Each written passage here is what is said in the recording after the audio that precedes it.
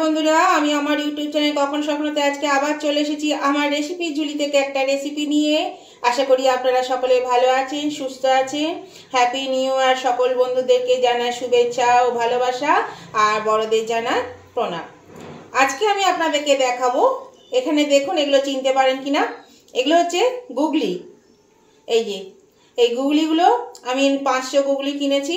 তো এই গুগলিগুলো মানে ছাড়ানোই কেনা হয়েছে, ছাড়িয়েই কিনে নিয়ে এসেছি।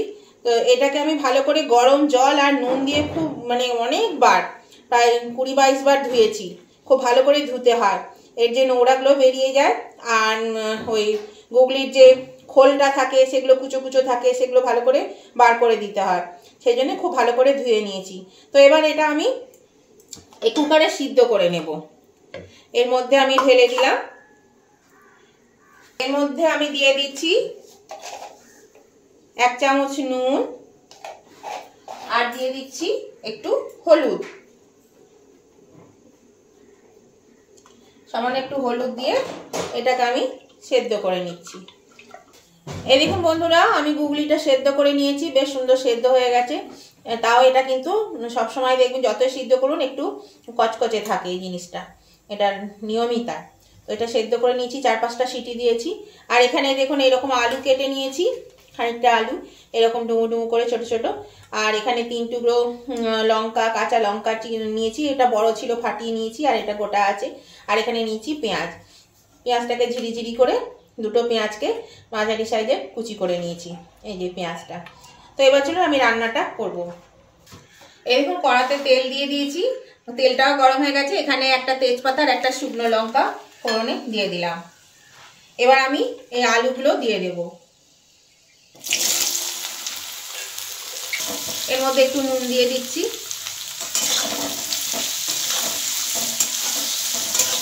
সামান্য একটু হলুদ দিয়ে দিচ্ছি।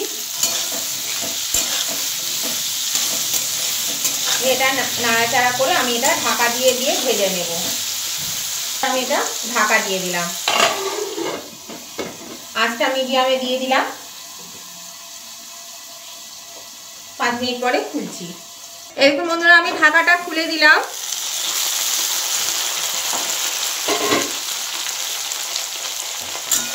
এটা আলুটা বেশ একটু ভাজা ভাজা হয়ে এসছে। আমি গ্যাসের আঁচটা বাড়িয়ে দিলাম, আর সেদ্ধও হয়ে এসছে।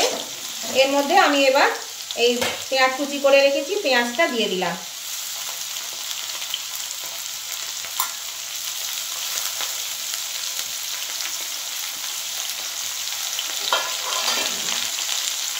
পেঁয়াজটা দিয়ে এবার আমি এটা একটু নেড়ে নেব ভালো করে।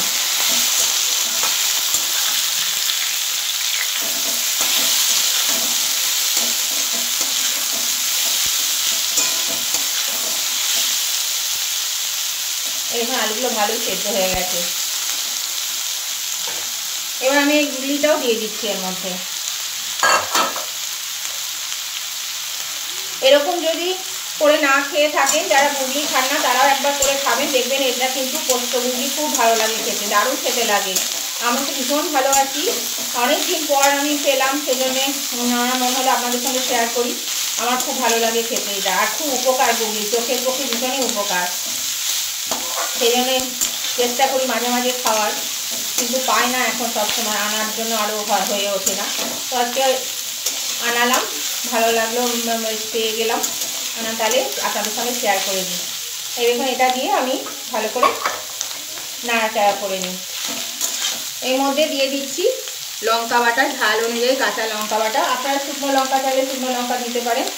দিয়ে দিচ্ছি লবণ,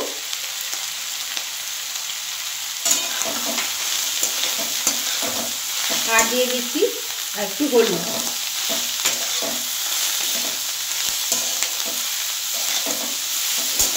মশলাটা দিয়ে একটু এটা কষিয়ে নিই।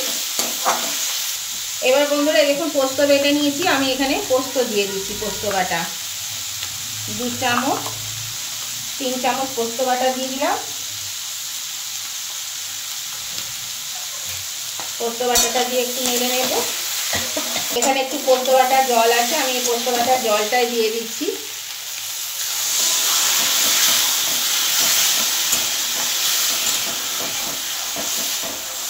নতুন বন্ধু যারা আমার চ্যানেলটা রান্নাগুলো দেখেন অথচ এখনও সাবস্ক্রাইব করেনি তারা কিন্তু অবশ্যই সাবস্ক্রাইব করে আমার পাশে থাকবেন, আর পাশে থাকা বেলটা অবশ্যই ক্লিক করে রাখবেন, তাহলে আমি যখনই আমার ভিডিও আপলোড করব সাথে সাথে নোটিফিকেশন আপনাদের মোবাইলে পৌঁছে যাবে, আর সবার আগে আপনারা আমার ভিডিও দেখতে পাবেন।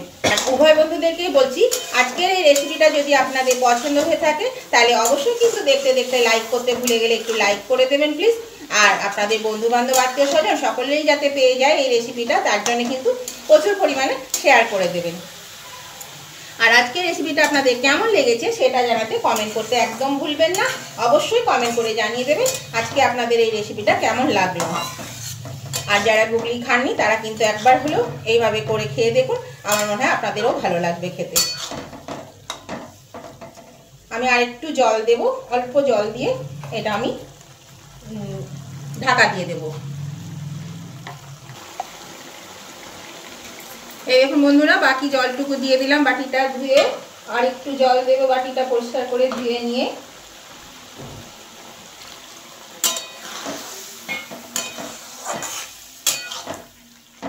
আর এখানে কাঁচা লঙ্কাটা এবার আমি দিয়ে দেব।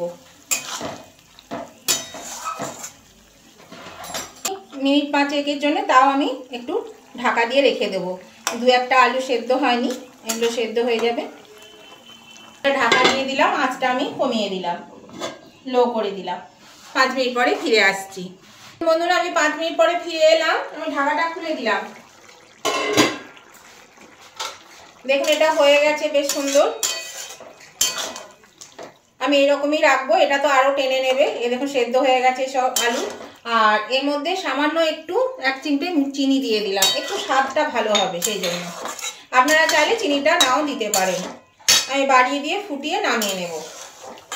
আপনাদেরকে বলছি, যদি আমার এই রেসিপিটা আপনাদের ভালো লাগে, পছন্দ হয়ে থাকে, তাহলে কিন্তু অবশ্যই লাইক শেয়ার কমেন্ট করতে ভুলবেন না।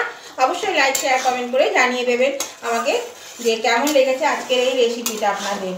আর যদি কোনোদিন না খেয়ে থাকেন তাহলে কিন্তু অবশ্যই একবার করে খেয়ে দেখুন, আমার মনে হয় আপনাদের ভালো লাগবে, খারাপ লাগবে না। আর যারা খান তারা তো জানেনই কত ভালো লাগে এটা খেতে। এর মধ্যে আমি একটু কাঁচা সর্ষের তেল ছড়িয়ে দিচ্ছি।